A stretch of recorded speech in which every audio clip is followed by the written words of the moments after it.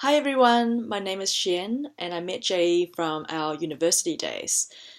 When I first met her at my first year of law school, I actually got her mixed up with this other Asian girl called Kitty. So for ages, I just thought her and Kitty were the same person. However, as time went by, Jay's distinction became more clear with her excessively fast talking abilities and her high anxiety hand gestures. It was at that point that I discovered that Jay was unique in her own way. Now, I have always been impressed by Jay's academic abilities, and that was the only reason why I wanted to be friends with her, quite frankly. By the way, this is not a reflection of why I'm not at the wedding.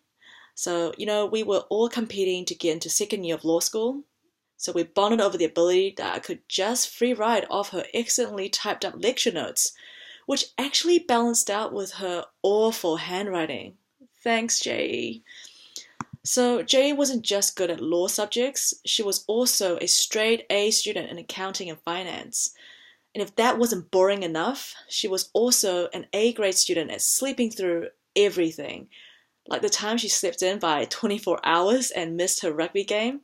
And what about the time when Jay slept through her entire flight check-in for Berlin? Long story short, she still managed to convince the airlines to let her through as she bolted through the airport with a poorly packed tote bag, bringing only like 2 pieces of clothing for her freezing German trip. Jay, I still have no idea how you managed to get through to the boarding gate before we did, or let alone know how you survived Berlin. Jay, you're one tough cookie, I must say. So after uni, Jay progressed into a cool and composed woman in her early years. I'm talking about her law internship days at Maine Witherell. It was a great law firm to establish her career and a great law firm filled with lots and lots of booze. This is an early warning sign for you, Jack.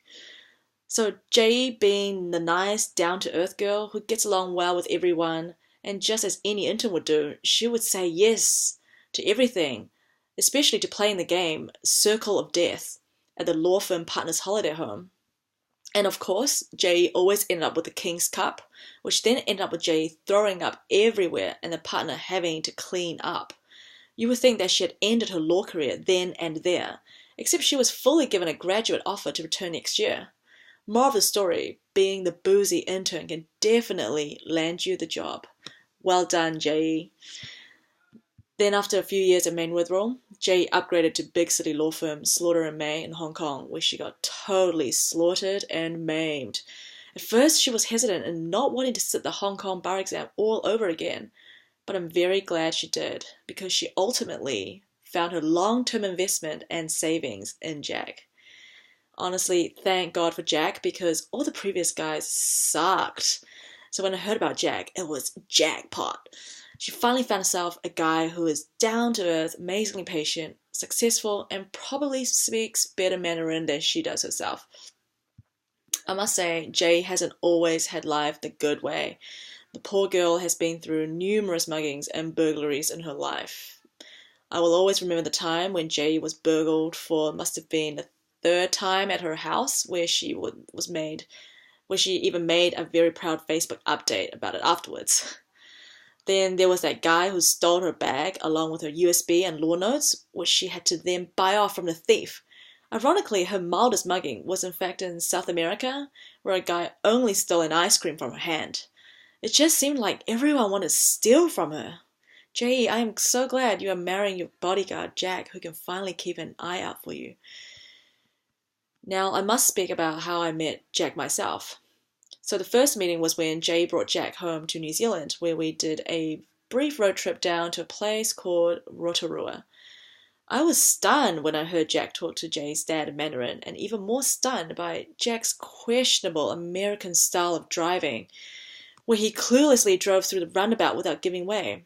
It was all very scary, but not as scary as Jay's boat steering skills. Oh my god. Overall, it was just awesome to see you guys immersing yourselves into the mud pools and the pungent smells of Rotorua. I think you've managed to pass the Kiwi test, Jack. Jay, I just want to say how amazing you are and have become one of my closest friends at uni through to present day. You are such a friendly, intelligent, and humble person, and I couldn't be more proud and happier for you now. You always manage to problem solve and tackle hard issues in everyday life, and I really admire your strength for that. You certainly always take care of those around you, no matter how busy or stressed you are. Like the time when you traveled all the way back to my hostel in New York and walked me back to safety, when I could barely keep my eyes open. Or the time you convinced your mean flatmate to let me stay at your flat in London. I have really enjoyed our friendship and travels and miss you very, very much. I am so glad that you have found Jack because you deserve someone that genuine and wonderful. Therefore, I wish you and Jack the biggest congratulations on your wedding day that I truly wish that I could have been there for. Wishing you guys both a happy and prosperous marriage and sending you lots of love and hugs from London. Cheers to you, Jay and Jack.